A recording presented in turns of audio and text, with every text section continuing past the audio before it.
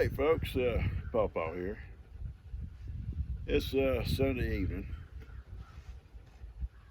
and I'm just sitting out here under the shade by the shop. Old tractor. Old tractor's been a faithful old tractor to me. I bought this old tractor. This is a '67 model. Think about that. 1967 Ford diesel tractor. That's how old. How old? You figure it out. I'm not even going to attempt it. That's how old this tractor is. It still runs, still works, strong. I'll tell you a story about it. My brother Riley, God love him, he had bought this new tractor. And Daniel, y'all seen Daniel's tractor. Daniel bought a new tractor. Oh, it was after Hurricane Harvey, a few years ago. But anyway, my brother's over mowing one day, and and old Dan him always make fun of my old tractor. It's okay. My brother used to joke, say, "Why don't you get you a new tractor? I don't need one. That and there's the other thing I need done." Oh, it's not. Don't have all the whistles and bells on it, but it's a good tractor. It don't have power steering. It's up here with your power steering. But it's got a few issues, especially after Hurricane Harvey. It went through the flood. And anyway, back to my story with my brother. I get off track. He got bogged down over there mowing one day. He called Dan and says, "Dan, bring your tractor over and pull me out. I've got my tractor a little bit stuck." Well, a little bit to my brother doesn't even go to describe what that was. That little bit, he had it buried up to the motor, all four wheels. Dan got over and said, "Ain't no way I'm gonna be able to pull him out because the ground's not that hard," and put a bunch of straps on it so he could get out a good ways from him, so he wouldn't get up there and bog down. And he was making ruts. He called, "Hey Dad, bring old Blue." Yeah, bring old Blue. I go over, a couple more straps, get out a little bit further than Daniel. So we got two tractors hooked to my brother. Plus he's got his in gear trying to pull, and we got him out. I drove by just laughing at them both. They sat out there getting the mud off their old new tractors. Here goes Pawpaw and the old Blue. See you later, boys. That's not what this story's about today. In the mornings, when I first get up, and I get my coffee and I get in my nice easy chair. Some mornings it's cool. I go out sit on the porch and watch everything kind of waking up and getting going, and that's very relaxing. But the days I'm inside, I usually turn the TV on, and there's a channel that I watch a lot, just while I'm doing my emails, and it's about these truck drivers in Australia, and it fascinates me. It takes me back. Now, I've never been to Australia, so don't say, "Oh, Pawpaw, you ever been there?" No, I've been close, but I ain't never been there. Vietnam ain't too far from Australia, is it? But that's close as I got. But you get away from their cities, you get out what they call that outback. Woo, Lordy, it's remote, folks. It's remote. And I'm sure there's places in the United States and other countries the same way. Up in Alaska and places like that, you get out away from the cities, you probably get into some pretty rough, remote areas. But I'm talking more about the roads. Now, there are roads, three kind of roads that I saw. And it reminded me, as a boy, we had the same kind of roads. They got what they call they're all dirt. They're all dirt roads. Dirt roads. Now you may have a dirt road in your neighborhood, you know, going into the park or in somebody's driveway, but you don't, or if you do, it's very rare. But you got a dirt road that's the main flow of traffic goes, so the main route from one city to another. These days, used to that's common. They got them over there. They got them. And they've got sand, mud, and corduroy. Now, if you don't know what a corduroy road is, I want to tell you about that first. We used to have them here. We're out here in Plum Grove. They're like bumps across the road, little bumps. You know, so deep. And you go across, boop, boop, boop, boop, boop, like that. For miles, folks. If you got a new car, new truck, just about guarantee you when you get to where you're going, it's going to have squeaks in it. I'm serious. It's going to have squeaks. It's going to those boop, boop, boop, boop, boop, like that, like driving across your fingers. Like it's going to loosen stuff up. Nuts, bolts. It's going to loosen stuff up. And maybe if it's welded, it won't. But if it's something bolted, it's going to loosen stuff. You may even lose something. It may fall off. But they got those kind of roads there. We used to have them here. You know, that's what we'll talk about in just a minute. They also got sand roads that where in some areas it's real sandy, and the roads they're real soft. They're just sandy, and there'd be ruts so deep down in these sand. We've had them here, and it's easy to get stuck in this open road. You can just get going. Not get enough traction because that sand is giving with your tires. Finally, you get slower, slower, slower. Finally, you're stuck. You got to have help to get out. Then there's the mud, and they've got them over there in Australia in different places. Mud is so deep. In fact, over there, their roads just kind of give way in some places. Just give way, and you sink all the way down to the axles. Tough.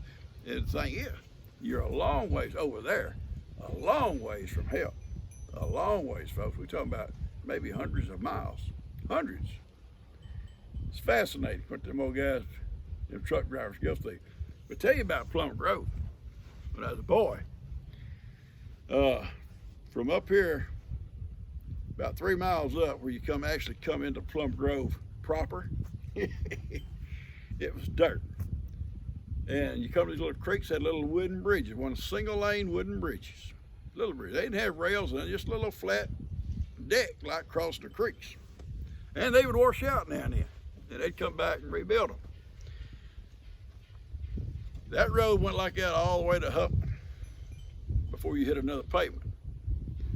It's about 20 miles as a crow flies. Now, my dad drove that road twice a day for 35 years. And he would say it's easily take you, he would leave 2 hours before work. He worked 35 miles from here. It took him 2 hours to get to work, 2 hours to get home.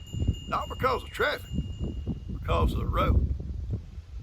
He would tell you, once he got to Huff and hit the pavement, half his drive was over. It just straight on into Crosby, then on into Baytown where he worked.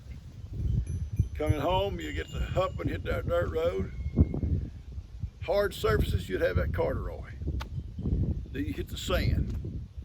Low places, you'd hit the mud. All on the same ride, all on the same day, on the same day. But wintertime, it was all mud. And summertime, you had the sand, except for the low places, it'd be a little bit of mud. Now, because his dad, Uncle Fry, his name was Clarence, and he had given that nickname at some point as Fry, F-R-Y, Uncle Fry.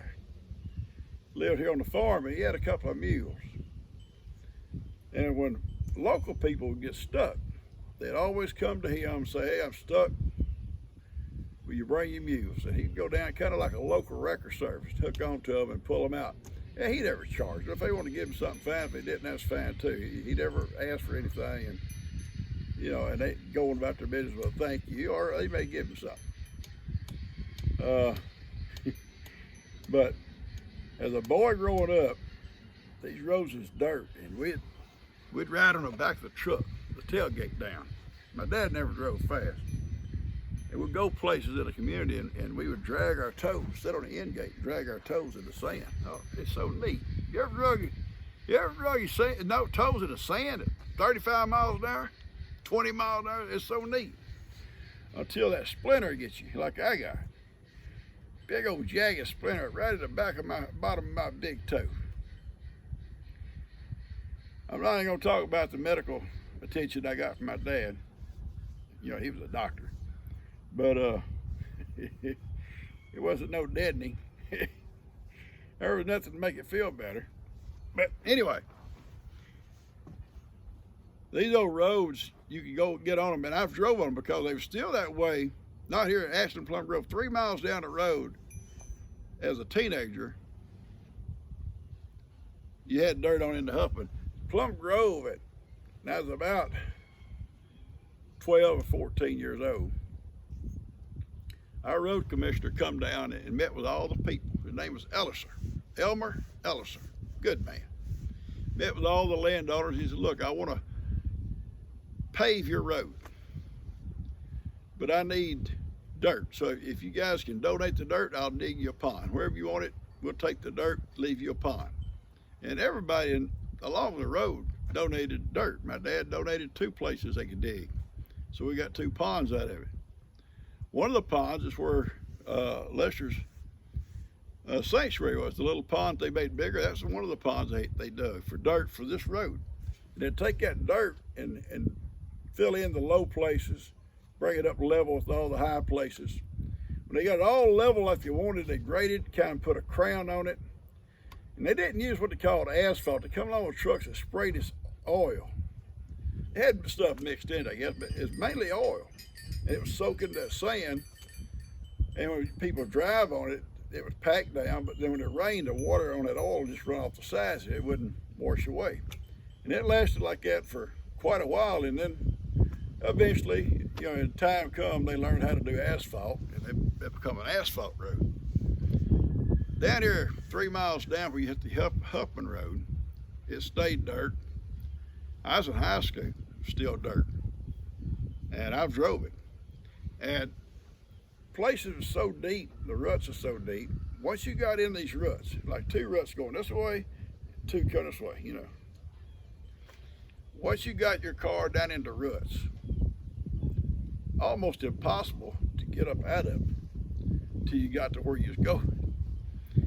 If somebody broke down in front of you, you had a problem getting up in the other ruts, that's traffic coming this way, and getting around them.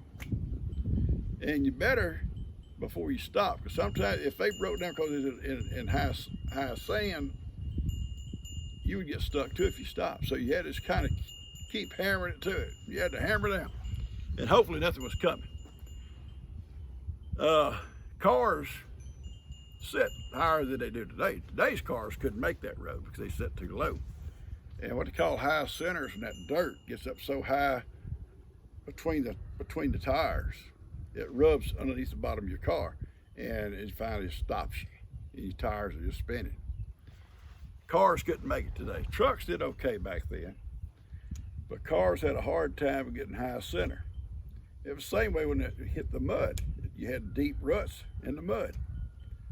And roads was tough. They were tough. And I remember once my dad was pulling a load of hay from Huffman, and those kids ride on top. You couldn't go fast, you know, it was on the truck, no trailer with a load of hay. And the trailers on the tires on the trailer got kind of on the ruts, started doing this, and the hay just started tumbling off.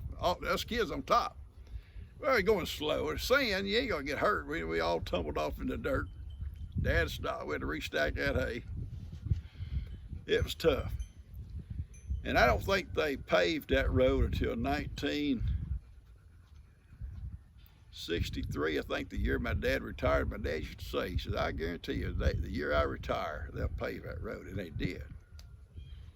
Anyway, it reminded me seeing that stuff in Australia, those roads, reminded me of the roads we had here. I'm glad we kind of come a little bit with technology. Nowadays, in fact, you can go down here now 3 miles on this little asphalt road, maybe less, and you hit the new loop 99, and you can be at Baytown in probably 30 minutes.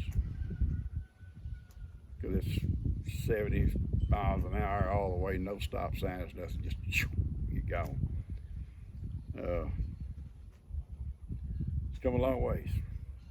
All right, I just want to tell y'all about that. It kind of reminded me of watching that show with the little old outback truckers or whatever it's called, and it's pretty neat what they go through. I think they only have nice roads around their cities, and it is basically the same thing here. We get down to around the big cities, you got nicer roads. You get out in some of these counties and the roads get pretty bad. All right, I'm gonna cut this thing. I hope y'all enjoyed this little story about roads. I've seen the roads in Plum Grove come a long ways. You guys take care.